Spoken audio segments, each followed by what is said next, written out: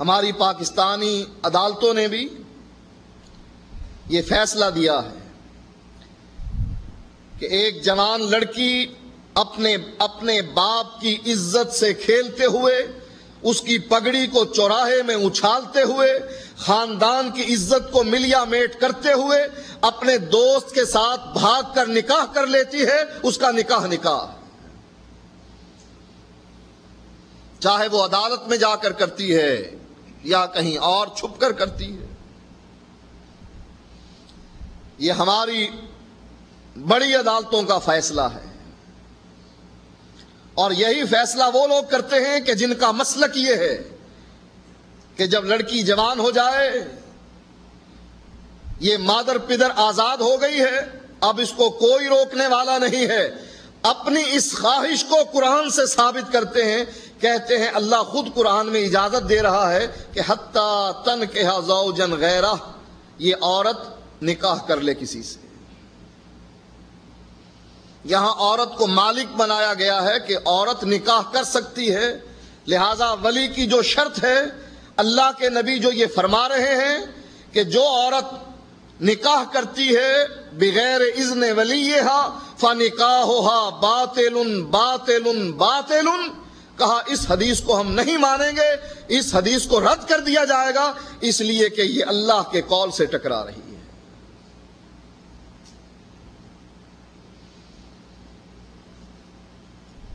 اور یہ بات اس لیے پیدا ہوتی ہے کہ ہم نبی اکرم صلی اللہ علیہ وآلہ وسلم کے مقام سے ناواقف ہیں۔ جبریل علیہ الصلاۃ والسلام قرآن لے کر آیا کرتے تھے، اور اللہ کے نبی اس ڈر سے کہ میں قرآن بھول نہ جاؤں جلدی جلدی پڑھنے لگ جاتے تھے ساتھ ساتھ۔ اللہ تعالیٰ نے اپنے نبی کو منع کر دیا، لا تحرک بہ لسانک لتعجل بہ، آپ اس ڈر سے قرآن کو جلدی جلدی نہ پڑھیے کہ آپ کہیں بھول نہ جائیں، اپنی زبان کو حرکت نہ دیجیے۔ کیوں؟ کہا ان علینا جمعہ و قرآن، اس قرآن کو جمع کرنا بھی ہماری ذمہ داری ہے اور اس کو پڑھانا بھی ہماری ذمہ داری ہے۔ قرآن کا جمع کرنا کیا ہے؟ الف لام میم سے لے کر والناس تک یہ قرآن جمع ہے۔ اللہ نے فرمایا اس قرآن کو جمع کرنا ہماری ذمہ داری ہے، وقرآن، اور پھر اس قرآن کو آپ کو پڑھانا یہ بھی ہماری ذمہ داری ہے۔ جبریل آ کر اللہ کے نبی کے ساتھ رمضان میں ہر سال دور کیا کرتے تھے، اور جس سال اللہ کے نبی فوت ہوتے ہیں جبریل آپ کے ساتھ قرآن کا دو مرتبہ دور کرتے ہیں۔ یہ ہے وہ قرآن کو پڑھانا کہ اللہ کے نبی بھول نہ جائیں۔ پھر اللہ تعالیٰ نے ایک اور ذمہ داری اٹھائی کہ ثم ان علینا بیانہ، پھر اس قرآن کی تشریح کروانا، اس کا بیان کروانا، اس کی تفسیر کروانا یہ بھی ہماری ذمہ داری ہے۔ جو زبان سے آپ کے نکلے گا وہ ہمارے حکم سے نکلے گا، اس لیے فرمایا وما ينطق عن الهوى ان هو الا وحی یوحى، کہ آپ جب بھی بولیں گے وحی الہی کے ذریعے بولیں گے، آپ اپنے اجتہاد اور قیاس سے کسی مسئلے کو حل نہیں کریں گے۔ نبی اکرم صلی اللہ علیہ وآلہ وسلم سے سوال کیا جاتا ہے کہ اللہ کے نبی بہترین جگہ کون سی ہے اور بری جگہ کون سی ہے؟ فرمایا مجھ کو معلوم نہیں، جبریل آئیں گے میں ان سے پوچھوں گا۔ جبریل آئے، اللہ کے نبی نے پوچھا جبریل بہترین جگہ کون سی ہے اور بری جگہ کون سی ہے؟ کہا اللہ کے نبی مجھ کو بھی پتہ نہیں، میں بھی پوچھ کر بتلاؤں۔ جواب لے کر آئے اور آ کر کہنے لگے اللہ کے نبی میں آج اللہ کے اتنے قریب ہوا جتنا اس سے پہلے کبھی قریب نہ ہوا تھا، لیکن پھر بھی میرے درمیان اور اللہ کے درمیان 70,000 نور کے پردے تھے۔ اللہ تعالیٰ نے مجھ کو بتلایا بہترین جگہ مساجد ہیں اور بری جگہ بازار۔ اس بات سے یہ ثابت ہوتا ہے کہ اللہ کے نبی جو بات بیان کرتے ہیں وہی الہی کے ذریعے بیان کرتے ہیں،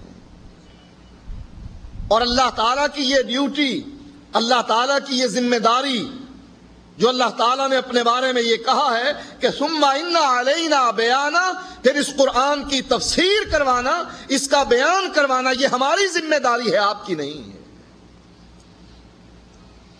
اس لیے جس آدمی کا یہ نظریہ ہے کہ اللہ کچھ کہتا ہے، نبی کچھ کہتا ہے، اس کا عقیدہ ہی غلط ہے۔ جو اللہ کہتا ہے اس میں اجمال ہے، اور جو نبی بیان کرتا ہے اس میں تفصیل ہے۔ قرآن کی آیت کا وہ معنی لیا جائے گا جو معنی خود نبی اکرم صلی اللہ علیہ وآلہ وسلم بیان کر رہے ہیں۔ اس کی بہت سی مثالیں آپ کے سامنے ہیں۔ قرآن مجید میں اللہ تعالیٰ فرماتا ہے حرمت علیکم المیتۃ، تم پر مردار حرام۔ اب مردار کی ڈیفینیشن کیا ہے؟ جو خود مر جائے، جس کو ہم ماریں، جس کو ہم ذبح کریں اللہ کا نام لے کر، وہ تو حلال ہو گیا، اور جو خود مر جائے وہ حرام، وہ میتہ مردار کے حکم میں آتا ہے۔ اب آپ تمام لوگ مچھلی ذبح کر کے کھاتے ہیں، یا مچھلی مارکیٹ میں مری ہوئی ملتی ہے۔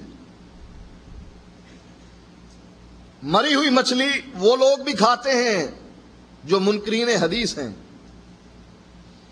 وہ لوگ بھی کھاتے ہیں جو حدیث پر حملہ کرتے ہیں، وہ لوگ بھی کھاتے ہیں جو حدیث کو حجت نہیں مانتے۔ اور جب ان کو یہ کہا جائے کہ قرآن تو اس مچھلی کو حرام کہہ رہا ہے، اور تم اپنا پیٹ بھرنے کے لیے قرآن کے اس حکم سے انکار کر رہے ہو، آخر اس کی وجہ کیا ہے؟ ہم سے کوئی پوچھے کہ آخر اس کی وجہ کیا ہے کہ قرآن مردار کو حرام قرار دے رہا ہے، اور ہم مچھلی اور ٹڈی کی صورت میں مردار مری ہوئی مچھلی کھاتے ہیں، آخر اس کی وجہ کیا ہے؟ نبی اکرم صلی اللہ علیہ وآلہ وسلم فرماتے ہیں اُحِلَّ لَنَا الْمَيْتَتَانِ وَالدَّمَانِ، اللہ تعالیٰ نے ہمارے لیے دو مردار اور دو خون حلال کر دیے۔ حضرت عمر رضی اللہ تعالی عنہ کے ذہن میں بھی ایک مرتبہ یہ بات آئی تھی، کہنے لگے اللہ کے نبی قرآن تو کہتا ہے ان خفتم ان یفتنکم الذین کفروا، اگر تمہیں ڈر ہو اس بات کا کہ کافر تمہیں فتنے میں ڈال دیں گے تو پھر نماز قصر ادا کرنے میں کوئی حرج نہیں۔ لا جناح علیکم ان تقصروا من الصلاۃ، کوئی حرج نہیں اگر تم نماز قصر کرو، نماز کو کم پڑھو، ایسی صورت میں کہ تمہیں ڈر ہو کہ کافر تمہیں فتنے میں ڈال دیں گے یا تم پر حملہ کر دیں گے تو کوئی گناہ کی بات نہیں۔ حضرت عمر اللہ کے نبی سے کہنے لگے اللہ کے نبی اب تو ہم امن کی حالت میں ہیں، کوئی ڈر نہیں، اب بھی ہم قصر پڑھتے ہیں، سفر کی حالت میں جب ہم جاتے ہیں نماز قصر ادا کرتے ہیں۔ نبی اکرم صلی اللہ علیہ وآلہ وسلم فرمانے لگے کہ یہ اللہ تعالیٰ کا ہم پر انعام ہے، اس انعام کو قبول کر لینا چاہیے۔ حضرت عمر بھی جانتے تھے کہ قرآن کچھ کہہ رہا ہے، لیکن چونکہ قرآن کو نبی اکرم صلی اللہ علیہ وآلہ وسلم کی زبان سے سیکھا جائے گا، اس لیے حضرت عمر بھی خاموش ہو گئے کہ قرآن کی جو تفسیر اللہ کے نبی کر رہے ہیں وہی حجت ہے، اور جنہوں نے اپنے مسالک کو بچانا ہوتا ہے وہ نبی اکرم صلی اللہ علیہ وآلہ وسلم کی حدیث کو اللہ کے قرآن سے ٹکرا دیتے ہیں اور حدیث کو رد کر دیا جاتا ہے۔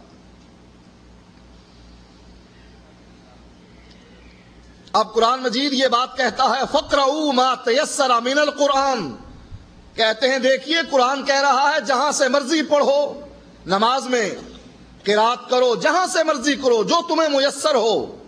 اور اللہ کے نبی فرماتے ہیں لا صلاۃ لمن لم یقرأ بفاتحۃ الکتاب، جو سورۃ فاتحہ نہیں پڑھتا اس کی نماز نہیں ہوتی۔ قرآن کچھ کہہ رہا ہے، اللہ کے نبی کچھ کہہ رہے ہیں، کہتے ہیں ہم قرآن کو مانیں گے، نبی اکرم صلی اللہ علیہ وآلہ وسلم کی اس حدیث کو اس کی تعویل کریں گے اور کہیں گے اس سے یہ مراد نہیں ہے کہ نماز نہیں ہوتی، ہاں یہ کہہ دیں گے کہ کامل نماز نہیں ہوتی۔ قرآن کہتا ہے وَرْكَعُوا مَعَ الرَّاكِعِينَ، رکوع کرنے والوں کے ساتھ رکوع کرو، اور نبی اکرم صلی اللہ علیہ وآلہ وسلم